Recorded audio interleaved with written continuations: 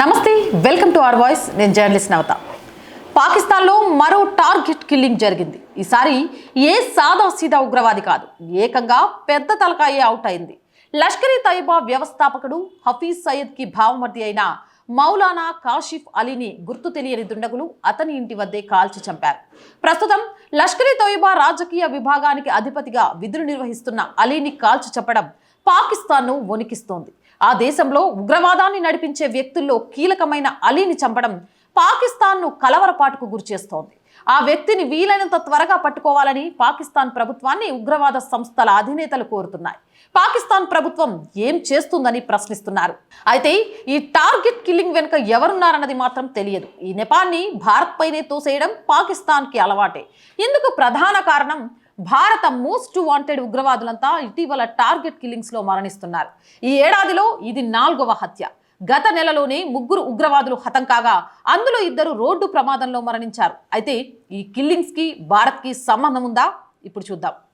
అంతకంటే ముందు ఈ టార్గెట్ కిల్లింగ్స్ కి బలమైన వారి జాబితాను ఓసారి పరిశీలిద్దాం. 2022లో ఈ హత్యల సంఖ్య హెచ్చు దశకు చేరుకున్నాయి. ఆ ఏడాది చాలా మంది ఉగ్రవాదులు, అది కూడా భారత్ కి వ్యతిరేకంగా పనిచేసిన వారు హత్యకు గురయ్యారు. హిజ్బుల్ ముజాహిద్దీన్ ఉగ్రవాది బషీర్ అహ్మద్ ఫిర్ అలియాస్ ఇంతియాజ్ అలంను 2022 ఫిబ్రవరిలో గుర్తు తెలియని వ్యక్తులు చంపేశారు. రావల్పిండిలోని ఓ షాపు దగ్గర పాయింట్ బ్లాంక్ రేంజ్లో ఫిర్ పై కాల్పులు జరిపారు. 2 వారాల తర్వాత జమ్మూ కాశ్మీర్లోని కుప్వారా బబాపోరా గ్రామంలో ఫిర్ ఆస్తులను ఎన్ఐఏ అటాక్ చేసింది. పాకిస్తాన్లో హిజ్బుల్ లాంచింగ్ చీఫ్గా ఉన్న ఫిర్ జమ్మూ కాశ్మీర్లోకి పేలుడు పదార్థాలు, ఆయుధాలు అక్రమంగా తరలించేవాడు. 2022 అక్టోబర్లో భారత్ అతన్ని ఉగ్రవాదిగా ప్రకటించింది. ఫిర్ హత్య జరిగిన 6 రోజుల తర్వాత విద్యావేత్త సయ్యద్ ఖలీద్ రజాను గుర్తు తెలియని వ్యక్తులు చంపేశారు. భారత్ వ్యతిరేక ఉగ్రవాద సంస్థ ఆల్ బద్ర్ మాజీ కమాండర్ ఖలీద్ బైక్ పై వచ్చిన గుర్తు తెలియని వ్యక్తులు రజా తలపై కాల్పులు జరిపి వెళ్లిపోయారు. ఇంటి దగ్గర పార్క్ చేసి ఉన్న కారు దగ్గరికి వెళ్తుండగా రజాపై కాల్పులు జరిపారు. ఇక జహీద్ అఖ్హన్ పేరుతో నివసిస్తున్న జైషే మహ్మద్ ఉగ్రవాది మిస్ట్రీ జహూర్ ఇబ్రహీం మార్చి 1న హత్యకు గురయ్యారు. కరాచీలో అతని హత్య జరిగింది. 1999లో కాందహార్ విమానం హైజాక్ చేసిన 5గురిలో మిస్ట్రీ ఒకరు. హనీమూన్ ముగించుకొని భారత్ తిరిగి వస్తున్న రూపిన్ కత్యాల్ను కత్తితో పొడిచి చంపింది మిస్ట్రీని. ఇక 2023 మార్చిలోనే ఖైబూర్ పఖ్వరా రిజియన్ సయ్యద్ నూర్ షలోబర్ హత్య జరిగింది. షలోబర్ పాకిస్తాన్ ఆర్మీ ఐఎస్ఐతో కలిసి కాశ్మీర్లో ఉగ్రదాడుల కోసం ఉగ్రవాదులను రిక్రూట్ చేస్తూ ఉండేవాడు. ఖలిస్తాన్ కమాండ్ ఫోర్స్ చీఫ్గా ఉన్న పరంజిత్ సింగ్ పజ్వార్ కూడా ఈ మార్చిలో లాహోర్లోని తన ఇంటి దగ్గర హత్యకు గురయ్యాడు. ముంబై అల్లర్ల సూత్రధారి హఫీజ్ నయీజ్ అనుచరుడు సర్దార్ హుసేన్ అరైన్ సింధ్లో ఆగస్టు 1న హత్యకు గురయ్యాడు.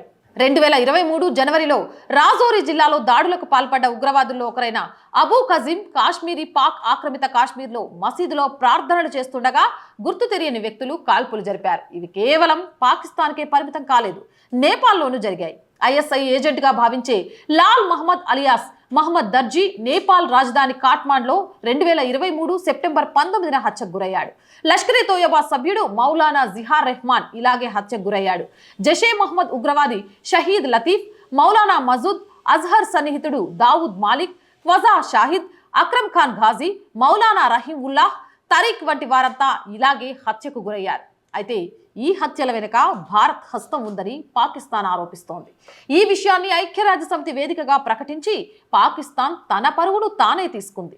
నవ భారతంలో ప్రపంచానికి ముప్పు పొంచి ఉందని నోరు పారేసుకుంది. ఐరాసాకు పాక్ శాశ్వత ప్రతినిధి మునీర్ అక్రమ్ 2024 మేలో ఐక్యరాజ్యసమితిలో ఈ వ్యాఖ్యలు చేశారు. పాకిస్తాన్లో ఉగ్రవాదుల మిస్ట్రీ మరణాల వెనుక భారత హస్తం ఉందంటూ ఆ మధ్య బ్రిటన్కి చెందిన ది గార్డియన్ పత్రిక ఓ కథనాన్ని ప్రచురించింది. దీనిని ఉద్దేశించి భారత్ చర్యల గురించి భద్రతా మండలి జనరల్ అసెంబ్లీకి వెల్లడించింది. ఈ ఉగ్రవాద కార్యకలాపాలు ఒక పాకిస్తాన్కే పరిమితం కాలేదని, కెనడాకు విస్తరించాయని పేర్కొంది. అమెరికాలోనూ ఇలాంటి ప్రయత్నాలు జరిగాయని తెలిపింది. నవ భారతంతో ముప్పు పొంచి ఉందంటూ నిరాధార ఆరోపణలు చేసింది పాకిస్తాన్. నిజానికి ఇటువంటి టార్గెట్ కిల్లింగ్స్ తమ దేశంలోనూ జరిగాయని కెనడా ప్రభుత్వం ఆరోపించింది. అందులో భారత హోంమంత్రి అమిత్ షా ఉన్నారని తెలిపింది. కెనడా గడ్డపై ఖలిస్తానీ మద్దతుదారులపై జరుగుతున్న నేరాలు, దాడులు, హత్యల వెనుక అమిత్ షా హస్తం ఉందని ఏకంగా కెనడా మంత్రి పేర్కొన్నారు. ఇప్పటికే ఖలిస్తానీ వేర్పాటువాది హర్దీప్ సింగ్ నిజ్జర్ హత్య కేసులో భారత ఏజెంట్ల పాత్ర ఉందని కెనడా ప్రధాని జస్టిస్ ట్రుడో ఏకంగా ఆ దేశ పార్లమెంట్లోనే భారత్పై తీవ్ర ఆరోపణలు చేశారు. అంతేకాకుండా నిజ్జర్ హత్య కేసులో అనుమానితుల జాబితాలో ఏకంగా భారత హైకమిషన్ పేరును ప్రస్తావించారు. కెనడాలో ఉంటున్న సిక్కు వేర్పాటువాదులను భారత హోంశాఖ మంత్రి అమిత్ షా టార్గెట్ చేశారని కెనడా విదేశాంగ శాఖ ఉప మంత్రి డేవిడ్ ఆరోపించారు. కెనడాలోని ఖలిస్తానీవాదులపై దాడులు, హింస వెనుక అమిత్ షా హస్తం ఉందని ఆరోపించింది. అంతేకాకుండా జైల్లో ఉన్న గ్యాంగ్స్టర్ లారెన్స్ బిష్నోయ్ కెనడాలో తదుపరి కార్యకలాపాలను నిర్వహించకుండా అడ్డుకోవాలని భారత్కు విజ్ఞప్తి చేసింది. ఈ ఆరోపణల్ని కూడా భారత్ తిరస్కరించింది. నిజానికి ఈ లక్షిత దాడులన్నీ 2019 తర్వాతే మొదలయ్యాయి. నాడు పుల్వామా దాడి యావత్ దేశాన్ని కదిలించింది. ఈ దాడిలో 40 మంది భారత జవాన్లు అమరులయ్యారు. ఇందుకు ప్రతీకారంగానే భారత ప్రభుత్వం టార్గెట్ కిల్లింగ్స్ చేస్తున్నట్లు బ్రిటన్ పత్రిక ది గార్డియన్ ఓ ఆర్టికల్ని రాసింది. భారత విదేశీ ఇంటెలిజెన్స్ సంస్థ రా ఇప్పటికే దాదాపు 20 హత్యలు చేసి ఉంటుందని ఆరోపించింది. భారత్ పాక్ ఇంటెలిజెన్స్ అధికారులు ఇచ్చిన సమాచారం ఆధారంగానే కథనం రాసినట్లు పేర్కొంది. అయితే భారత విదేశాంగ శాఖ దీనిని పూర్తిగా ఖండించింది. అది పూర్తిగా తప్పుడు సమాచారమని, భారత వ్యతిరేక ప్రచారమని పేర్కొంది. ఇతర దేశాల్లో లక్షిత హత్యలకు పాల్పడటం భారత ప్రభుత్వ విధానం కాదని స్పష్టం చేసింది. ఆ తర్వాత ఓ కార్యక్రమంలో రక్షణ మంత్రి రాజ్నాథ్ సింగ్ మాట్లాడుతూ భారత్ ఎప్పుడూ ఏ దేశంపై దాడి చేయదని, పొరుగు దేశాలతో సత్సంబంధాలను కొనసాగించాలని కోరుకుంటుందన్నారు. కానీ దేశంలో శాంతికి విఘాతం కలిగించేందుకు ఏ ఉగ్రవాదైనా ప్రయత్నిస్తే తగిన సమాధానం చెప్తామని హెచ్చరించారు. ఒకవేళ వారు పాకిస్తాన్కి పారిపోయినా వదలమని స్ట్రాంగ్ వార్నింగ్ ఇచ్చారు. మోదీ నుంచి అదే రకమైన స్పందన వచ్చింది. ఉగ్రవాదులు తిరిగి తమ సొంత దేశాలకు పారిపోయినా అక్కడికి వెళ్లి మరీ వారిని హతమారుస్తామని మోదీ హెచ్చరించారు. ఈ ఆరోపణలో నిజం ఉన్నా లేకపోయినా భారత్ మాత్రం ఇది మంచే చేస్తోంది. వరుసగా భారత వ్యతిరేకులు మరణిస్తూ ఉండడం మన దేశానికి మంచి చేకూరుస్తుంది. ఏదేమైనా మోదీ ప్రభుత్వం తర్వాత ఉగ్రవాదుల గుండెల్లో, ఉగ్రదేశాల గుండెల్లో రైళ్లు కాదు వందే మాత్రం రైళ్లు పరిగెడుతున్నాయని చెప్పడంలో ఎలాంటి అతిశయోక్తి లేదు.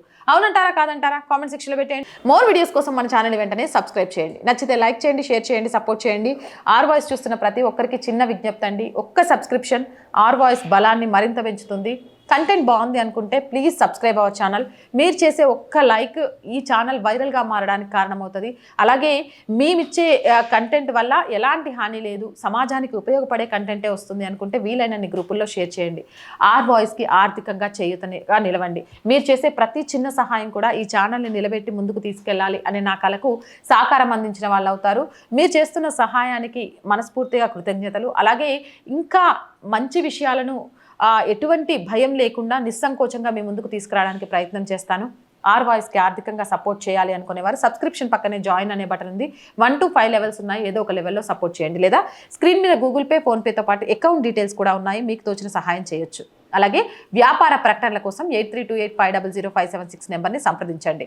ప్రజా సమస్య ఏదైనా మీ గొంతుకను మా గొంతుకగా వినిపిస్తాం. 8328500576 నెంబర్కి వాట్సాప్ ద్వారా తెలియజేయండి. జై హింద్, జై భారత్.